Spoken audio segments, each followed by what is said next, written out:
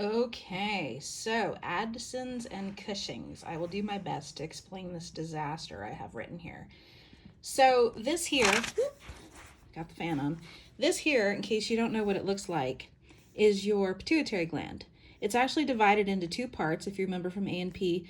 This part is the neurohypophysis, also the posterior. It's called neuro because this is neurotissue. It comes straight out of your hypothalamus. This is actually neurotissue. This is not. This is the anterior pituitary, the adenohypophysis. Now, I've underlined the hypoph for you because when we come in and we remove tumors off of this, it's called a hypophectomy, which is where that word comes from. So in a normal situation, when someone who does not have Addison's or Cushing, what happens is your hypothalamus up here in your brain releases CRH, which stands for corticotropin releasing hormone, which you know that word, cortico, what it means.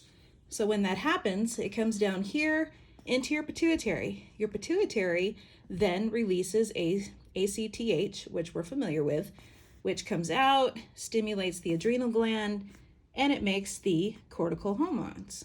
Over here, I drew you my sad little kidney because your adrenal gland sits on top of your kidney, which kind of makes sense with the ACTH because we know that ACTH also impacts our kidneys, yes?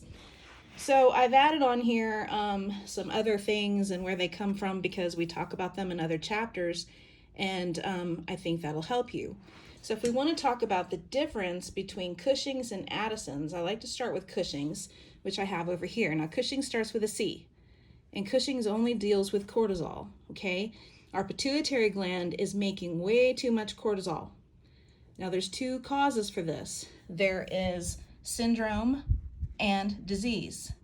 Syndrome is something from the outside, an outside factor like taking glucocorticoids that is causing this to happen. Disease is something on the inside. There's something wrong with our pituitary gland for this to be happening, okay? Well, with Addison's, I got this from the registered nurse RN lady, and I really liked it. We've got to add something, so we've added aldosterone. I thought that was a good way to remember the difference between the two because I'm consistently mixing them up. It's an autoimmune disease, okay? So with Addison's, we have decreased cortisol in aldosterone, where with Cushing's, it was elevated. So this is a hypo situation. This autoimmune can be triggered by a cancer, tuberculosis, some kind of hemorrhage caused by a really bad accident.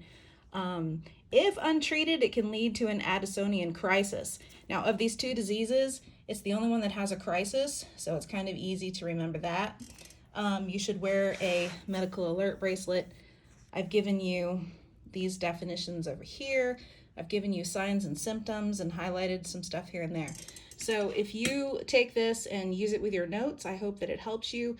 If you have not watched, like I said, the registered nurse RN videos and done her quizzes, they are amazing.